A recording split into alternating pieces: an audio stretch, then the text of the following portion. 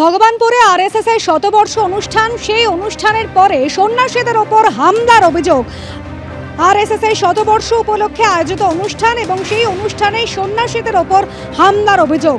প্রবচন শেষ হতেই সন্ন্যাসীদের ওপর হামলার অভিযোগ, সন্ন্যাসীদের প্রাণনাশের হুমকির অভিযোগ। ভগবানপুরে আরএসএস এর শতবর্ষ উপলক্ষে আয়োজিত অনুষ্ঠানে সন্ন্যাসীদের ওপর হামলার অভিযোগ। আজ বাজেট পেশ করেন কেন্দ্রীয় অর্থমন্ত্রী নির্মলা সীতারামন। সেদিকে আমাদের সকলের নজর ছিল। সকাল থেকেই অপারেশন সিঁদুরের পর বাজেটে প্রতিরক্ষা খাতে বরাদ্দ বৃদ্ধি হলো। প্রতিরক্ষা খাতে বরাদ্দ বেড়ে 7,85,000 কোটি টাকা, 1 লক্ষ কোটির বেশি বরাদ্দ বেড়েছে প্রতিরক্ষা খাতে। গতবার কত ছিল? প্রতিরক্ষা খাতে বরাদ্দ ছিল 6,81,000 কোটি টাকা, অর্থাৎ 1 লক্ষ কোটির বেশি বরাদ্দ বেড়েছে। এবার বরাদ্দ বেড়ে হলো 7,85,000 কোটি টাকা, যেটা প্রস্তাব দেওয়া হয়েছে কেন্দ্রীয় অর্থমন্ত্রী নির্মলা সীতারামন। তিনি প্রস্তাব দিয়েছেন বাজেটে অপারেশন সিঁদুরের পর বাজেটে প্রতিরক্ষা খাতে বরাদ্দ বৃদ্ধি। প্রতিরক্ষা খাতে বরাদ্দ বেড়ে 7,85,000 কোটি টাকা। ব্রিগেডিয়ার দেবাশিস দাস এই মুহূর্তে আমাদের সঙ্গে টেলিফোনে রয়েছেন। Brigadier Das, Pahalgam attack operation সিঁদুরের পর আমরা বারবার আলোচনায় উঠে আসছিল, আপনি উল্লেখ করছিলেন যে প্রতিরক্ষা খাতে বরাদ্দ বৃদ্ধিটা অত্যন্ত জরুরি। এবার বাজেটে বরাদ্দ বেড়ে 7,85,000 কোটি টাকা হলো। এই যে একটুখানি প্রায় 1 লক্ষ কোটি টাকার উপরে বেশি বেড়ে গেছে বাজেট, এটা একটা ওয়েলকাম। কারণ আমাদের যে সুরক্ষা খাতে খরচা, আর যতটা বাজেট তার একটা বিশাল অংশ চলে যায় মানুষের মাইনে দিতে, পেনশন দিতে। ফলে অ্যাকচুয়াল অস্ত্রশস্ত্র কেনবার জন্য টাকাটা খুব কমই বেঁচে থাকে। তো এইখানে আমরা আলোচনা করেছিলাম যে যখন নেক্সট বাজেটটা হবে, একটা বড়সড় অ্যামাউন্ট যদি আসে তাহলে সেখান দিয়ে মডার্নাইজেশন করা যায়। যে কোনো আর্মির আধুনিকরণ করাটা একটা অত্যন্ত গুরুত্বপূর্ণ ব্যাপার। সেখানে এই ক্ষেত্রে দেখা যাচ্ছে যে অনেকটাই স্কোপ বেড়ে গেল আমাদের এই বাজেটে, যে কিভাবে আরো নতুন অস্ত্রশস্ত্র, নতুন মিসাইল এই সমস্ত বানানো যাবে। আর যেটা রেভিনিউ এক্সপেন্ডিচার, যেটা ক্যাপিটাল এক্সপেন্ডিচার, এই দুটোর মধ্যে একটা তারতম্য বজায় থাকবে। ধন্যবাদ ব্রিগেডিয়ার দাস। কেন্দ্রীয় অর্থমন্ত্রী নির্মলা সীতারামন তিনি তার বাজেট পেশ করেছেন এবং প্রত্যেকের নজর ছিল যে কোন কোন ক্ষেত্রে কিন্তু এবার বরাদ্দ বাড়বে। চিকিৎসা ক্ষেত্রে কিন্তু অনেকটাই বরাদ্দ বৃদ্ধি হয়েছে, দাম কমেছে ক্যান্সারের ওষুধ এবং ডায়াবেটিসের ওষুধ, 7টি বিরল রোগের ওষুধ, হার্টের ওষুধ, কিডনি এবং লিভারের ওষুধের দাম কমেছে এবারের বাজেটে। ক্যান্সারের ওষুধ, ডায়াবেটিসের ওষুধ, 7টি বিরল রোগের ওষুধ, হার্টের ওষুধ এবং কিডনি ও লিভারের ওষুধের ক্ষেত্রে কিন্তু এবারে দাম কমেছে। ক্যান্সারের 17টি ওষুধ, ব্লাড সুগারের ওষুধ এবং 17টি ক্যান্সারের ওষুধের আমদানি শুল্ক কমিয়েছে এবারে কেন্দ্র অর্থমন্ত্রী, এবং যে দাম কমেছে তাতে কিন্তু সাধারণ মানুষের অনেকটাই উপকার হবে এমনই মনে করছেন বিশেষজ্ঞ মহল।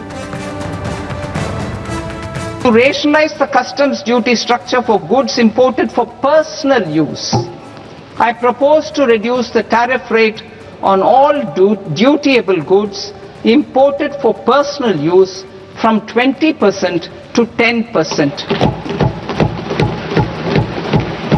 To provide relief to patients, particularly those suffering from cancer, I propose to exempt basic customs duty on 17 drugs or medicines. I propose also to add 7 more rare diseases for the purposes of exempting import duties on personal imports of drugs, medicines and food for special medical purposes used in their treatment. এই ওষুধগুলো সাধারণত আমাদের দেশে কোনো Pharma company আমার জানা নেই তৈরি করে। সাধারণত এগুলো ওয়েস্টার্ন কান্ট্রিজের, ইউএসএ বা ইউরোপিয়ান কোম্পানি থেকে আসে। এখন চায়নাও প্রোডাকশন করেছে, আসছে। কমানো হলো ওষুধের, দেখা গেল যে ওষুধের দাম কিন্তু কমলো না। ঘটনাচক্রে কোম্পানিগুলো দামটা বাড়িয়ে দিয়ে জিএসটিটা কমিয়ে মোরলেস সেম প্রাইসিং কাউকে দিতে পারছি না এবং সম্ভবও নয়। এত কোটি মানুষের ট্রিটমেন্ট সরকার ফ্রি কখনোই দিতে পারবে না। সরকারের এই সদিচ্ছা যদি থাকে যে দামটা কমিয়ে করা যায়, তাহলে সেই সদিচ্ছাটাকে আমি সাধুবাদ জানাচ্ছি এবং এটা যেন প্রত্যেকে সেই বেনিফিটটা পায় এটাও দেখতে হবে। সেই প্রত্যেকে কিনতে হচ্ছে, এটা যেন না হয়। অর্থাৎ আজকে যে বাজেট পেশ করেছেন কেন্দ্রীয় অর্থমন্ত্রী নির্মলা সীতারামন, সেখানে যেরকম ওষুধ অর্থাৎ 17টি ক্যান্সারের ওষুধের দাম কমেছে, তারই পাশাপাশি আর কিসে কিসে দাম কমেছে সেইগুলো এবার আপনাদের সামনে তুলে ধরবো। যেরকম বৈদ্যুতিন গাড়ির দাম কমেছে, তার পাশাপাশি মোবাইল ফোনের দাম কমেছে, মাইক্রোওয়েভের দাম কমেছে, আপনারা দেখতে পাচ্ছেন সেটা। এবং আরো কিসের কিসের দাম কমেছে, ব্যাগ, কাপড়, এগুলোর দাম কমেছে, সস্তা হতে পারে বিদেশ যাত্রা, বিদেশে পড়াশোনার খরচটাও কমেছে। অর্থাৎ একাধিক জিনিসের দাম কমেছে, যেরকম দাম কমেছে মোবাইল ফোন, বৈদ্যুতিন গাড়ি, মাইক্রোওয়েভ, দাম কমেছে জুতো, বেল্ট, ব্যাগ, কাপড়। এগুলোর পাশাপাশি দাম কিসের কিসের ক্ষেত্রে বাড়লো সেটাও আপনাদের সামনে তুলে ধরবো। যেরকম বলছিলাম যে সস্তা হতে পারে বিদেশ যাত্রা, বিদেশ পড়াশোনাটা সস্তা হতে পারে, সেক্ষেত্রে কিসের কিসের দাম বেড়েছে, কি বলেছেন নির্মলা সীতারামন শোনাবো। TCS rate for sellers of specific goods, namely alcoholic liquor, scrap and minerals, will be rationalized to 2%, and that on tender leaves will be reduced from 5% to 2%. I propose to raise the STT on futures to 0.05% from the present 0.02%. STT on options premium and exercise of options are both proposed to be raised to 0.15% from the present rate of 0.1% and 0.125% respectively.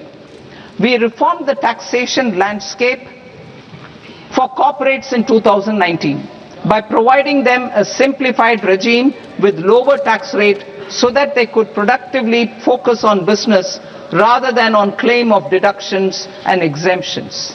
ABP Ananda এগিয়ে থাকে, এগিয়ে রাখে।